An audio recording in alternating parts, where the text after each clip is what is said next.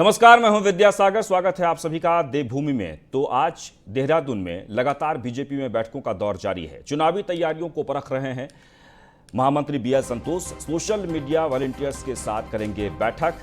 चुनाव से संबंधित 5 कमेटियां से भी बात करेंगे।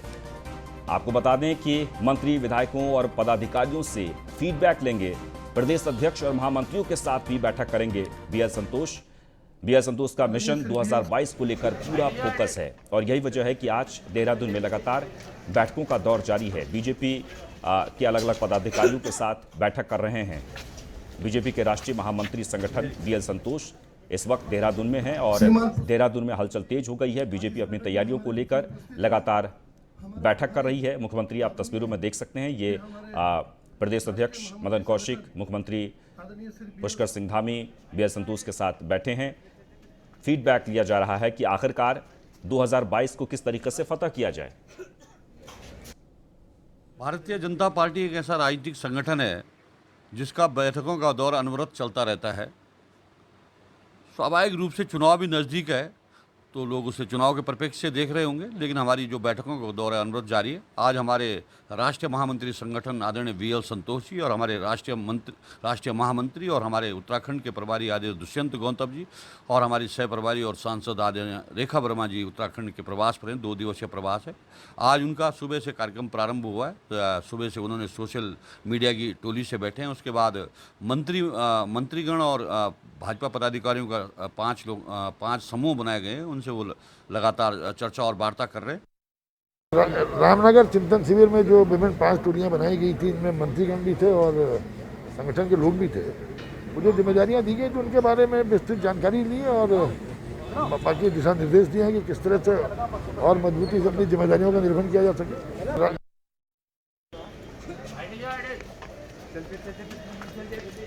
लगातार बीजेपी की बैठक चल रही है। सुदीप जैन इस वक्त हमारे साथ जुड़ गए हैं, विशेष संवाददाता देहरादून से। सुदीप, बैठक शुरू हो गई है। बीजेपी के तमाम जो बड़े नेता हैं वो इस बैठक में शामिल हैं। मुख्यमंत्री भी पहुंचे हैं, प्रदेश अध्यक्ष पहुंचे हैं, बीएल संतोष वहां पर पहले से ही आए हुए हैं और वो लगातार फीडबैक ले रहे हैं। क्या क्या एजेंडा तय किया गया है?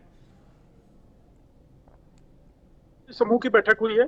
मंत्री समूह में सभी मंत्री थे। 2 मंत्रियों यशपाल आर्य और बंशीधर भगत को छोड़कर वो स्वास्थ्य कारणों से नहीं आ सके। जी। मंत्रियों से उनके विभागों के कामकाज पर फीडबैक लिया गया और दूसरा जो रामनगर में चिंतन शिविर हुआ था उसके एजेंडों पर कितनी तेजी से काम हो रहा है ये चर्चा हुई है। सूत्र बताते हैं कि बैठक में बीएल संतोष ने ये स्पष्ट कहा है कि जनहित से जुड़े कार्यों पर, जनहित से जुड़े कामों पर फोकस हो, क्योंकि कोविड काल के बाद लोगों की आर्थिकी पर बहुत असर पड़ा है और ऐसी योजनाएं जो बहुत थोड़े पैसे के कारण रुकी हुई हैं जनता की, उनको तत्काल पूरा किया जाए, ये सूत्र बताते हैं। इसके बाद बीएल संतोष की अभी वॉलंटियर्स के साथ बैठक शुरू हो गई है। वो यही भाजपा प्रदेश कार्यालय में है। उनके साथ प्रदेश प्रभारी, सह प्रभारी, प्रदेश अध्यक्ष मदन को। जी बिल्कुल, लगातार बैठकों का दौर जारी है। जैसे कि हमारे संवाददाता बता रहे थे कि संगठन और सरकार दोनों के साथ बारी बारी से बैठक हो रही है और सुदीप लगातार हमें वहां से जानकारी दे रहे हैं। जी सुदीप, बताइए। ये भी थोड़ी देर पहले मुख्यमंत्री चल गए हैं मीडिया से बातचीत करके।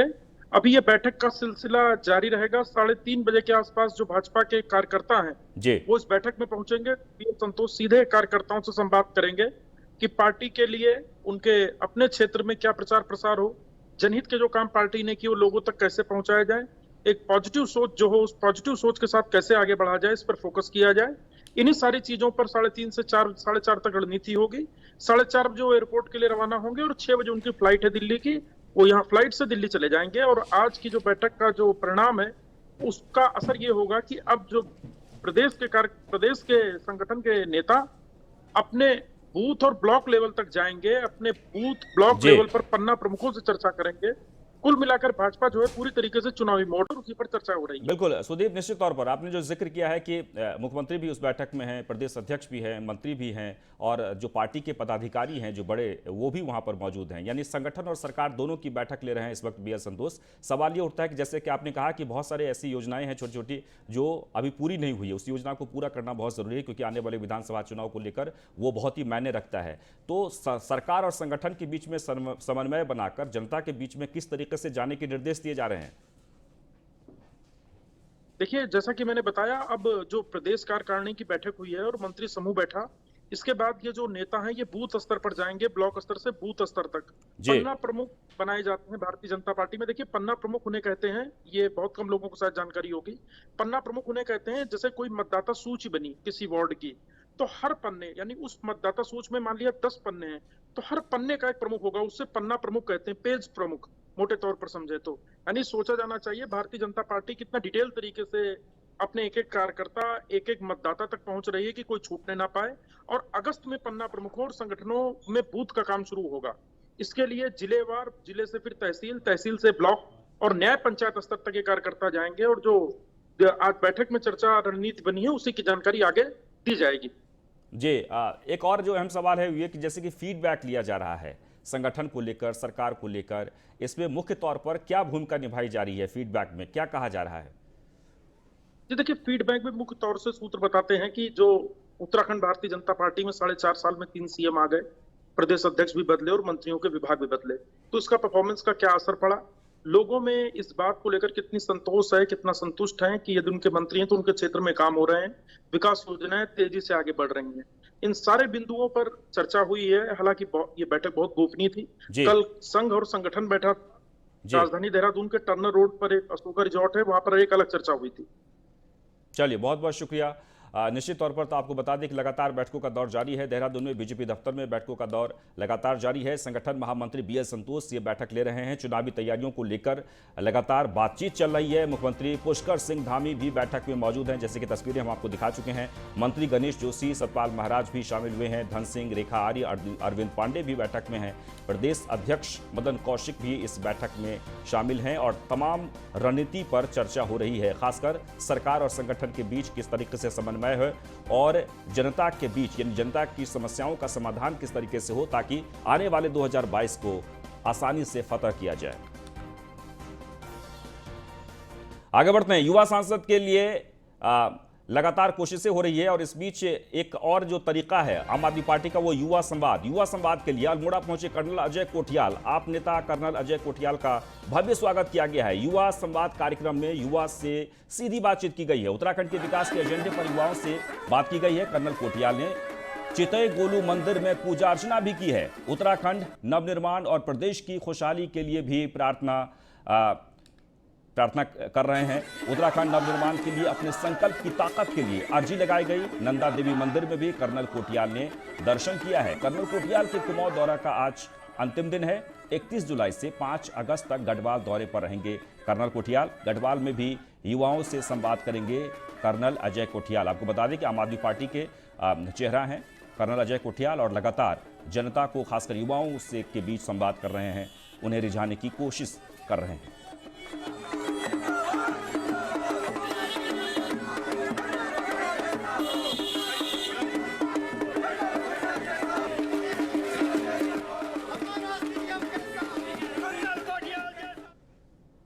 मैं करोड़ों के अंतर्राष्ट्रीय पावर बैंक ऐप फ्रॉड मामले में उत्तराखंड पुलिस को बड़ी सफलता मिली है। पुलिस के स्पेशल टास्क फोर्स की साइबर पुलिस और फाइनेंशियल फ्रॉड यूनिट ने तमिलनाडु में दबिश देकर 2 आरोपितों को गिरफ्तार किया है। पुलिस टीमों ने तमिलनाडु के सालेम और ईरोड जिले में कई संदिग्ध व्यक्तियों से पूछताछ भी की है। साथ ही आरोपियों को कोर्ट में पेश कर 4 दिन की कस्टडी रिमांड में लिया गया है।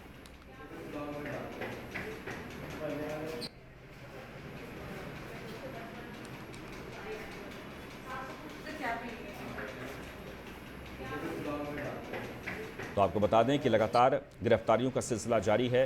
दरअसल ऑनलाइन फ्रॉड किया गया, करोड़ों रुपये आम जनता के ठग लिए गए और उत्तराखंड से इसकी शुरुआत हुई। उसके बाद पूरे देश में इसका जाल फैला हुआ है।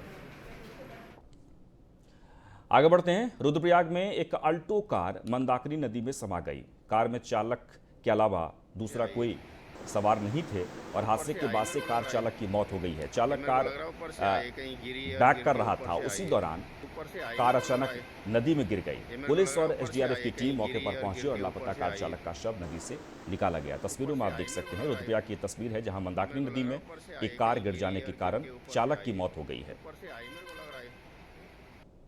बड़े दुख के साथ कहना पड़ रहा है, आज सुबह 7 साढ़े 7 बजे की बीच गंगानगर पुल से ठीक पहले एक दूसरी गाड़ी को बैक कर रहे थे और गाड़ी मंदाकिनी नदी में समा गई। उसके बाद मैंने प्रशासन को अवगत कराया और प्रशासन ने कार्यकुशलता को दिखाते हुए और यहाँ के समाज सेवी लोगों ने रेस्क्यू ऑपरेशन सफल किया। और इस समय हालांकि वहाँ पे जो वाहन चालक थे उनकी मृत्यु हो चुकी है। बड़े रुद्रप्रयाग जिले में तेज बारिश का दौर लगातार जारी है। बारिश से आम जनजीवन अस्त व्यस्त हो गया है। बारिश से पहाड़ों में लगातार भूस्खलन हो रहा है, जिसके कारण लोगों की परेशानियां बढ़ गई है। भूस्खलन से केदार घाटी की जनता को भारी परेशानियों का सामना करना पड़ रहा है। सुबह से ही केदारनाथ हाईवे के रुद्रप्रयाग तहसील रामपुर, शेरसी, फाटा सहित अन्य स्थानों पर भूस्खलन हो रहा है, जिस कारण सभी मार्ग बंद हो गए हैं। वहीं हाईवे बंद होने से चोपता तुंगनाथ पहुंचने वाले पर्यटकों को भी परेशानियों का सामना करना पड़ रहा है।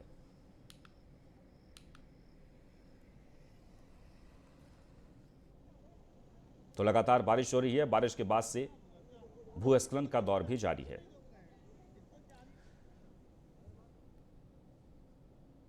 तो रुद्रप्रयाग जिले में तेज बारिश का दौर लगातार जारी है और बारिश से आम जनजीवन अस्त व्यस्त हो गया है। बारिश से पहाड़ों पर हो रहे भूस्खलन से लोगों की परेशानियां लगातार बढ़ गई है। भूस्खलन से केदार घाटी की जनता को भारी परेशानियों का सामना करना पड़ रहा है। वहीं ये तस्वीर आप मसूरी की देख रहे हैं, वहां भी कुछ इसी तरह की स्थिति है, जहां पर तेज बारिश के कारण पर्यटक काफी परेशान हैं। मसूरी में भी मूसलाधार बारिश के बाद जनजीवन पूरी तरीके से अस्त व्यस्त हो गया है। मसूरी राष्ट्रीय राजमार्ग मसूरी टिहरी बाईपास लक्ष्मणपुरी के पास भारी भूस्खलन होने के बाद मार्ग बंद हो गया है, जिससे मार्ग के दोनों ओर वाहनों की लंबी कतारें लग गई है। मसूरी राष्ट्रीय राजमार्ग बंद होने के कारण जनता को भारी परेशानियों का सामना करना पड़ रहा है।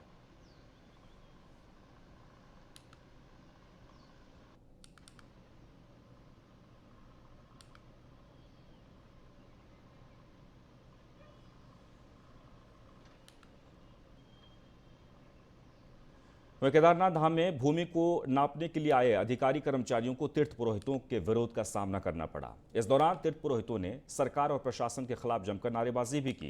तीर्थ पुरोहितों ने कहा कि सरकार देवस्थानम बोर्ड के जरिए जबरन धाम में कार्य कर रही है। तीर्थ पुरोहितों की भूमि पर कब्जा किया जा रहा है और बिना उन्हें पूछे उनकी भूमि पर निर्माण किया जा रहा है, जिसे बर्दाश्त नहीं किया जाएगा। तीर्थ पुरोहितों ने चेतावनी दी है कि अगर उनके हकों के साथ खिलवाड़ करने का प्रयास किया गया तो पुरोहित समाज उग्र आंदोलन करने को विवश होगा। कि देवस्थानम बोर्ड के विरुद्ध में जो है लगातार 2 वर्षों से जो है तीर्थ पुरोहित का जो है ये धरना है, जबकि चारों धामों में ये धरना दिया जा रहा है। और आज जो है ये श्रावण मास है और श्रावण मास की ये कृष्ण पक्ष की पंचमी तिथि है और आज जो है यहाँ पे अधिकारी लोग कुछ जो है व्यक्तिगत भूमि को जो है नापने आए थे यहाँ पे, जिसका यहाँ पे तीर्थ पुरोहितों ने विरोध किया। जबकि बिना तीर्थ पुरोहित, जबकि एक प्रकार से सरकार और अधिकारी लोग कह रहे हैं कि तीर्थ पुरोहितों को संज्ञान में लेके हर कार्य केदारनाथ में किए जाएंगे। और आज मौजूदा स्थिति ये है कि अधिकारी लोग जो है बिना तीर्थ पुरोहितों को संज्ञान में लिए, हमारी जो केदार सभा है उसको बिना संज्ञान में लिए यहाँ पे हमारे व्यक्तिगत भूमि को नाप रही है, जिसका तीर्थ पुरोहित घोर रूप से विरोध करते हैं। जबकि देवस्थानम बोर्ड के विरोध में लगातार 2 सालों से यहाँ पे धरना। उत्तराखंड के पहाड़ों पर हो रही मूसलाधार बारिश के चलते NH 534 पर मलबा आने से वाहनों की आवाजाही घंटों बाधित रही।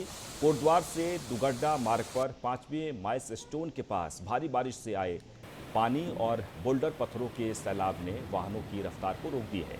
नेशनल हाईवे पर बने रपटे के दोनों ओर वाहनों की लंबी कतारें लग गई है। वहीं पुलिस और नेशनल हाईवे प्रशासन ने मिलकर वाहनों को सुरक्षित तेज बहाव को पार कराने और पानी के तेज बहाव के साथ बहकर आए बोल्डर पत्थरों को हटाने के लिए JCB तैनात की है और रास्ता साफ कर यातायात को चालू कर दिया गया है। वहीं अधिकारियों का कहना है कि बरसात के चलते यातायात प्रभावित न हो, इसके लिए 2 JCB मशीनें लगाई जा चुकी हैं। साथ ही मलबे को हटाकर रास्ता साफ करके यातायात को सुरक्षित तरीके से चालू कर दिया गया है। अभी हमारे रपटे में पानी का जलस्तर बढ़ने से आधा घंटा हमारा ट्रैफिक बाधित रहा है। एक JCB मौके पर है, एक मशीन हमने जो रिजर्व में रखी है उसको भी हमने यहीं पे तैनात करने का कोशिश। जब भी यहाँ पर जलस्तर बढ़ जाता है तो हमारे मौके पर जितने भी कार्मिक उपलब्ध हैं उनसे हम ट्रैफिक को रुकवा लेते हैं, जिससे किसी दुर्घटना का होने की संभावना कम हो जाती है। पौड़ी में पहाड़ी क्षेत्रों में लगातार हो रही बारिश ने मुसीबत बढ़ा दी है। बारिश से आम जनजीवन अस्त व्यस्त हो गया है। वहीं भूस्खलन के चलते कई सड़कें बंद होने से आवाजाही भी ठप हो गई है। वहीं सड़क को सुचारू करने में युद्ध स्तर का कार्य जारी है। अपर जिलाधिकारी SK बर्णवाल ने बताया कि इस बारिश के चलते जिले के 49 सड़क मार्ग बाधित हो गए हैं, जिसमें श्रीनगर गढ़वाल के समीप नरकोटा NH 58 भी शामिल है। सड़कों को खुलवाने के लिए 62 जेसीबी मशीनें भिजवा दी गई हैं।